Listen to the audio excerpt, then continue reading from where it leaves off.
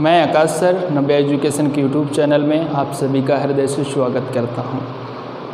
हम लोग लगातार फिजिक्स विषय पे बात कर रहे हैं और हमारा आज का ये लेक्चर 4 होगा, जिसमें हम लोग वैद्युत द्विध्रुव की श्रृंखला में आगे की क्लास को बढ़ाने वाले हैं। आज का क्लास हमारा वैद्युत द्विध्रुव की निरक्षीय रेखा पर होगा। तो लंबार्धक होते हुए किस तरीके से क्या डेरिवेशन पॉइंट्स आता है उसको हम लोग डिस्कशन करने वाले हैं। और मेरे सभी बच्चों से इतना कहना है, आप लोग कंटिन्यू पढ़ाई पर ध्यान देते रहिएगा, क्योंकि ये जो हमारा समय है इस समय का यूज करिए। क्योंकि कहते हैं कि अगर हम इस समय में अगर कोई बैठ गया ना तो जीवन में वो आगे नहीं बढ़ सकता है। रास्ता हमें दिख गया है बेटा, और रास्ते पे लगातार चलना है, और जब लगातार हम लोग चलेंगे तब ही हमें मंजिल प्राप्त होगी। तो आप अपने मन में एक दृढ़ शक्ति, एक कह सकते हैं कि अपने मनोविचार को बनाइए और एक बेहतर परिणाम की सोच रखते हुए तैयारी में जुट जाइए। तो आज का जो हमारा क्लास है बहुत महत्वपूर्ण है, और ये बहुत अधिक बच्चे कहते हैं बहुत कठिन है। तो बच्चों मेरे साथ आप बने रहिए और देखिएगा कितने सरल तरीके से हम आपको निरक्षीय स्थिति में डेरिवेशन को कराते हैं। बच्चों आप सबका और हमारे जो भी देख रहे हैं उनका इतना सा कहना है कि आप जो आसपास बच्चे जो 12th में हैं या कोई कॉम्पिटिटिव लेवल की पढ़ाई कर रहे हैं, एयरफोर्स में हों या हमारे नीट में या अन्य प्रतियोगी परीक्षाओं में जहाँ पे फिजिक्स का बहुत वाइड स्कोप है, उस वीडियो को शेयर करिए, सब्सक्राइब करिए चैनल को, जिससे कि बहुत से बच्चों का इसमें बहुत ज़्यादा लाभ हो सके। चलिए हम आज हल करने वाले हैं वैद्युत द्विध्रुव की निरक्षीय स्थिति पर, वैद्युत द्विध्रुव की निरक्षीय रेखा पर। देखिएगा वैद्युत द्विध्रुव की निरक्षीय रेखा पर। क्योंकि बेटा अक्षीय वाला अगर वीडियो मेरे किसी बच्चे ने नहीं देखा हो तो वो आप लोग लेक्चर नंबर 3 में जाकर के देख सकते हैं। वैद्युत द्विध्रुव की निरक्षीय रेखा पर वैद्युत क्षेत्र की तीव्रता बहुत महत्वपूर्ण, और इस वर्ष के लिए तो मुझे लग रहा है कि ये डेरिवेशन काफ़ी इम्पोर्टेंट होना है। ठीक है, इसमें चलिए बात करते हैं कैसे करना है इसको। सबसे पहले हम लोग ये वैद्युत द्विध्रुव बना लेते हैं। देखो बेटा यहाँ पे ही बना देते हैं हम। चलिए ये हमारा एक वैद्युत द्विध्रुव है, ये बच्चों हमारा एक वैद्युत द्विध्रुव है। कल भी हमने अच्छे से पढ़ा था ना कि क्या वैद्युत द्विध्रुव होता है, सब लोगों को अच्छे से पता चल गया कि ये A ये B इनकी पूरी दूरी होती है 12, ये होती है मध्य। कल तो अक्षीय की बात की तो यहीं से चले गए थे, है ना।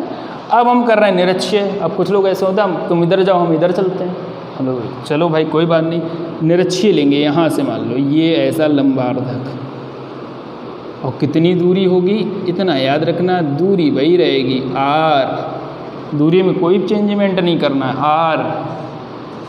अब इस पर आवेश -q, कल समझाया था, इस पर आवेश बेटा +q, है ना। चलिए भाई अब ये प्लस आवेश है तो हमने इसे इससे मिला दिया, लेकिन प्लस आवेश की एक समस्या यही रही है, वो जो होता है बाहर की ओर चला जाता है। ये बेटा बाहर की ओर चला गया, ये लो, तो ये तो हो गया E1 मेरे बच्चों, इसको मिला लीजिए। तो ये तो माइनस है तो बेटा यहाँ पे हो जाएगा E2। अच्छा बेटा ये परिणामी है हमारा, ये हो गया, तो परिणामी बच्चों क्या होगा E। ठीक है, मान ले हम लोग बेटा ये एंगल थीटा होगा सपोज दैट, तो थीटा होने की वजह से तो फिर ये भी थीटा हो जाएगा। अब इसको थोड़ा सही ढंग से समझने के लिए एक डायग्राम और बना लेते हैं। वैसे ज़रूरी नहीं है, आप लोग इसी से डिस्कस कर सकते हैं, निकाल सकते हैं, लेकिन अगर चाहो तो एक और निकाल सकते हैं। तो हमने निकाल दिया, जैसे ये निकाल दिया अलग से ऐसे। तो ये बिंदु E1 है, ये बिंदु मेरे बच्चों E2 है, ये मेरे बच्चों परिणामी E है। अच्छा ये, और ये क्या होगा, अच्छा ये ऊर्ध्वाधर है। आप लोगों ने क्लास 11th में बेटा पढ़ा होगा ऊर्ध्वाधर घटक और क्षैतिज घटक, है ना, जब प्रक्षेप को डिस्कस करते हैं। यहाँ पे समझिए डायरेक्ट स्टेप एक करवाने वाले हैं बेटा। ये मान लो ये वाला है, ऐसा ले लो, समझना बेटा। अगर इसमें हम थीटा निकाल रहे हैं, साइन थीटा बराबर होगा क्या, लंब बटे कर्ण, तो ये होगा E1 cos theta, sorry sine theta बताया था बेटा, है ना, तो E1 साइन थीटा। इसी प्रकार से इसे निकालोगे तो बेटा E2 साइन थीटा। ये आधार भुजा है, तो ये ऊपर वाले के लिए बेटे आधार है और नीचे वाले के लिए भी आधार है, तो ये तो हो गया E1 cos थीटा और ये हो गया E2 cos थीटा, दोनों सेम हो गया। डेरिवेशन में थोड़ा समय लगा, ये इसको निकालने का एक तरीका हम यहाँ से बना दे रहे हैं, जैसे ये है और ये कोण थीटा है, मान लो ये भुजा नहीं बताया हमें, ये लंब है, ये आधार है, ये कर्ण है, तो आपने कहा साइन थीटा निकाल लो, साइन थीटा बराबर होता है लंब बटा कर्ण, तो एल निकालना है तो क्या आ जाएगा के साइन थीटा। तो यही प्रोसेस हम लोगों ने अपनाई है बेटा। इसमें कॉस थीटा निकालना चाहो तो ए बटा के, तो मतलब ए बराबर क्या आ जाएगा बच्चों, के कॉस थीटा, है ना बेटा। यही चीज़ हम लोगों ने प्रोसेस अपनाई है। चलिए ये तो रहा हमारा डायग्राम, ठीक है। इसमें अभी थोड़ी सी चीज़ें और बाकी हैं बच्चों। ये आप सब जानते हैं एल है, ये आप सब जानते हैं एल है बेटा, ठीक है। अब देखो बेटा हम पाइथागोरस प्रमेय लगा लेते हैं यहाँ पे बिंदु P, तो ले लेते हैं त्रिभुज OAP में, त्रिभुज OAP में मेरे बच्चों निकाल लो, चाहे यहाँ से निकाल लो, चाहे ये निकाल लो, कोई सा भी निकाल लो, ये भी एंगल थीटा ही है, तो निकालेंगे। बताओ, सबसे पहले हम पाइथागोरस प्रमेय लगा लेते हैं। त्रिभुज OAP में पाइथागोरस प्रमेय में ये कर्ण है, ये लंब है और ये आधार है। थोड़ा डायरेक्ट करेंगे बच्चों, तो AP स्क्वायर बराबर AO स्क्वायर प्लस मेरे बच्चों OP स्क्वायर। AP बराबर मेरे बच्चों AO का मान चेक करो L स्क्वायर, OP का मान चेक करो बेटा R स्क्वायर। अब स्क्वायर हटा दिया तो बेटा क्या हो गया, अंडर रूट, तो मतलब ये भुजा बच्चों निकल आई L square plus R square. ये भी बेटा निकल आया L square plus R square. एक मान की हमें आवश्यकता और पड़ेगी बेटा, तो वो हम अभी ही निकाल दे रहे हैं, कॉस थीटा। तो कॉस थीटा बराबर क्या निकल के आएगा बताओ, आप लोग बताओ, बता सकते हो। चलिए कॉस थीटा बराबर होगा आधार बटा कर्ण, आधार बटा कर्ण दोनों एक ही जैसे हैं, चाहे कुछ लिख लो, तो मतलब एल बटा अंडर रूट एल स्क्वायर मेरे बच्चों इतनी चीज़। अब मेरे कुछ बच्चे तो कह रहे हैं ये क्या सिस्टम हो गया, क्या करें समझ नहीं आ रहा, 12th बहुत कठिन। बिल्कुल नहीं घबराओ बेटा, अब एक बार पुनः समझो। वैद्युत द्विध्रुव -q + q पूरी दूरी 2l हो गई, ठीक है। इससे बिंदु P तक की दूरी, इससे बिंदु P तक की दूरी, ये E1 E2 E, ठीक है, एंगल बना लिया। अब जो परिणामी तीव्रता है मेरे बच्चों ये है E बराबर, और इसके लिए हमें काम करना पड़ेगा। कैसे निकला परिणामी, दिख रहा है सबको, ये देखो दिख रहा है। एंगल ना होता तो हम पीछे की तरह कर लेते बेटा, E1 - E2 या E1 + E2, लेकिन थीटा भी तो जरूरी है। अब तुम इधर उधर झुक रहे हो तो सारा कार्य करना पड़ेगा ना हम लोगों ने। अच्छा, इसका थ्योरी स्ट्रक्चर कैसे लिखेंगे डायग्राम के विषय में पीछे भी बताया था, फिर बता रहे हैं। माना कि एक वैद्युत द्विध्रुव AB है और जिस पर जो आवेश है बेटा -q + q। AB की मध्य बिंदु O से r दूरी पर एक बिंदु P है जिस पर हमने वैद्युत क्षेत्र की तीव्रता की गणना करनी है। लंबार्धक बिंदु है बेटा ये, है ना। ये एक ऐसे माध्यम में रख लिया है जिसका परावैद्युतांक बच्चों क्या है, K है। चलिए चर्चा करते हैं +q पर। तो सबसे पहले +q के लिए निकाल रहे हैं, तो ये बेटा +q है। +q आवेश के कारण, +q आवेश के कारण बिंदु P पर वैद्युत क्षेत्र की तीव्रता बेटा E1 बराबर, मुझे पता है सारे बच्चों के दिमाग में चढ़ गया क्या होना है। बिल्कुल सही जा रहे हैं, बिल्कुल सही जा रहे हैं बेटा। फार्मूला यहाँ लिख रहा हूँ मैं। बिंदु आवेश के कारण मेरे बच्चों ये होता था, बस इसी से करना है हम लोगों ने। लिख लो, ये वाला चीज़ लिख लो, 1/4πε0 इंटू के, है ना, सिंपल है। आवेश देख लो, प्लस, हमने कहा प्लस से ही शुरुआत करो भैया, धन से ही शुरुआत कर लो, फालतू में नाराज़ हो जाएगा, दिक्कत हो जाएगी बेटा। यहाँ से तो Q, अब यहाँ से लेकर यहाँ तक की दूरी कौन बताने वाला है, ये है। तो कुछ कह रहे हैं पता ही नहीं चल रहा ये कहाँ से, देखो लिखा है AP, अब कहेंगे हमारे पास तो है BP। तो बेटा देखो यहाँ पे भी L है, यहाँ पे भी R है, यहाँ पे भी L है, यहाँ पे भी R, आएंगी तो सेम डिस्टेंसेस, निकाल लो, नहीं मानते हो तो, है ना बेटा। चलिए ठीक है, मान लिया बच्चों ने, बहुत अच्छे बच्चे हैं। L, अच्छा एक स्टेप और डायरेक्ट कर लो, इधर R² है, वर्क करोगे बेटा अंडर हट जाएगा ना, clear, very good. L² + R², समझना। अब चलो बता देते, नहीं कुछ बच्चे कहेंगे कहाँ से क्या हुआ।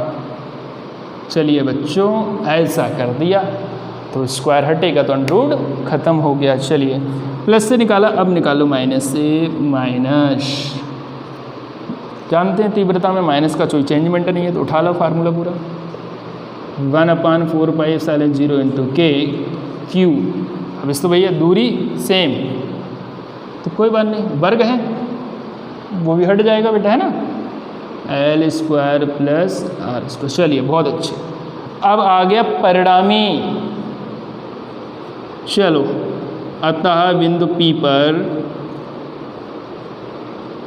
पर परिणामी तीव्रता, अच्छा भाई क्या लिख दें, E1 - E2 लिख दें, E1 + E2 लिख दें, क्या लिख दें, हाँ थिंक किया, बहुत अच्छे, बिल्कुल सही कहा, ये लिख लें, अर्थात E1 cos θ + E2 cos θ लिख दीजिए। चलिए लिखिए बच्चों, यहाँ से cos θ यहाँ पे भी, यहाँ तो दोनों जगह है तो कॉमन ले लो, हैं, थोड़ा आराम रहता है, हमें भी रहेगा, आप लोगों को भी रहेगा। चलो भाई बाहर ले लो। अब हम लोग यहाँ से देख रहे हैं आगे, यहाँ पे देखते हैं, ठीक है बेटा। तो मान रखना है बेटा, देखो रखो मान, थोड़ा ये चीज़ हम रेज कर देते हैं, ये फालतू वाली चीज़ें हैं, समझ चुके होंगे बच्चे, हटा दो। चलो E बराबर, मेरे बच्चों E1 की वैल्यू रखेंगे इसमें, तो रखो 1/4πε0 इंटू के Q/L² + R²। चलो बेटा देखते हैं, यहाँ से थोड़ा कवर नहीं हो रहा है, थोड़ा नीचे करो, देखो अच्छा यहाँ से कर लेते हैं, ऐसे करके यहाँ से हमने ऐसा कर दिया। E बराबर E1, सॉरी वैल्यू रखना ना हम लोगों को, चलो रखें, 1/4πε0 इंटू के Q/L² + R² + 1/4πε0 इंटू के Q/L² + R²। अच्छा cos θ पीछे लगा है ना, इसीलिए हम लोग निकाल आए थे पहले ही, मतलब हमें ज़रूरत पड़ेगी आगे इसलिए निकाला था। तो देखो बेटा मान रख लेते हैं इसका, L/√L² + R²। चलो बच्चों E बराबर, देख लो इसमें तो ये पूरी चीज़ एक ही जैसी है, और पूरी चीज़ एक जैसे तो पूरी बाहर ले आओ। चलो भाई पूरी बाहर ले लेते हैं, 4πε0 इंटू के Q/L² + R²। यहाँ क्या बचा, कुछ जीरो बचा क्या, अच्छा 1 बचा, वेरी गुड, 1 + 1 L/, अच्छा अंडर रूट को कितने लोग जानते हैं कि हम लोग 1/2 भी लिख सकते हैं, सब जानते, सब एकदम टॉपर वाले बच्चे, बहुत अच्छे। E बराबर 1/4πε0 इंटू के Q, बच्चों 1 1 2 L, अच्छा इस पे 1 घात है, अब ना लिखें तब भी 1 है, जानते नहीं सारे बच्चे, और L² धन R² घात आधी। अच्छा P बराबर पढ़ चुके हो, नहीं पढ़े हो तो पिछले वीडियो को आप लोग देखिए, जिससे कि ये बात क्लियर हो, लेक्चर नंबर 3 में। चलिए 1/4πε0 इंटू के, ये तो हो गया P, इसको हल कर लो, L² + R², हम हल करें 1 + 1 हमें तो लग रहा है 3/2 ऐसे हुआ 1 + 1/2 LCM 2 2 × 2 1 3/2 हैं बच्चों, ठीक है। चलिए सही है, तो छोटी छोटी बातें तो बच्चे मेरे जानते हैं। आपने क्या कहा कि ये छोटा है, इस वाले में भी दिख रहा है मुझे छोटा है, ये वाला बड़ा है, तो फिर हटाओ, L को गायब करो। गायब करते हैं सब लोग, चूँकि L is less than R, इसलिए L² is also less than R²। तो L² जो है R² की तुलना में बहुत ज़्यादा छोटा है, अतः इसे नगण्य मान लेते हैं। तो जब नगण्य मान लेते हैं तो इसे क्या कर देते हैं, छोड़ दीजिए, L² को मेरे बच्चों छोड़ दीजिए। E बराबर आ गया हमारा 1/4πε0 K P/R²। इधर ये बेटा घातें बची 3/2, 2 से 2 कैंसिल मेरे बच्चों, 1/4πε0 K P/R³ कंप्लीट हो गया डेरिवेशन, है सही है। अरे एक चीज़ छूट रही है K, और इस बार K आप लोग कर लीजिए, चलो कर देते हैं। निर्वात अथवा वायु में K बराबर बच्चों 1, तो E बराबर 1/4πε0 P/R³। मात्रक ले लो बच्चों, न्यूटन प्रतिकूलाम।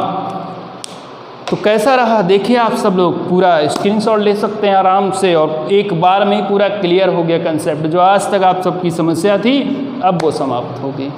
आराम से 1 बार 2 बार 3 बार वीडियो देखिए, अच्छे से रिवाइज करिए, हमेशा हमेशा के लिए ये बेटा तैयार हो जाएगा। बच्चों अगर आपको हमारी क्लास समझ आ रही है, अच्छा लग रहा है, तो चैनल को सब्सक्राइब करें, शेयर करें, ठीक है बेटा। एक दूसरे का शेयर करो, बहुत सारे बच्चे जो पढ़ाई जिनकी बाधित हो रही है उनको भी लाभ मिले। एक चीज़ कहना चाहेंगे बेटा, ये मत सोच के आप चलो कि आपसे कौन आगे निकल जाएगा, ये मत सोच आप चलो कि आपसे कौन आगे निकल जाएगा। आप मेहनत करो, आप आगे निकल जाएंगे।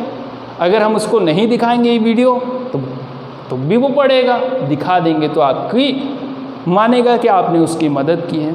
हम लोग पीछे क्यों रहते हैं, सबसे बड़ा कारण तो यही है कि हम क्या है, जलन हमें बनी हुई है, हम उससे आगे निकलना चाहते हैं, इसलिए अपनी चीज़ों को दिखाना नहीं चाहते।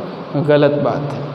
दूसरों की मदद करो, ईश्वर आपकी मदद करेगा और आप अवश्य सफल होंगे। नव्या एजुकेशन सौरिक से आप सभी का मैं आकाश सर धन्यवाद करता हूँ। धन्यवाद।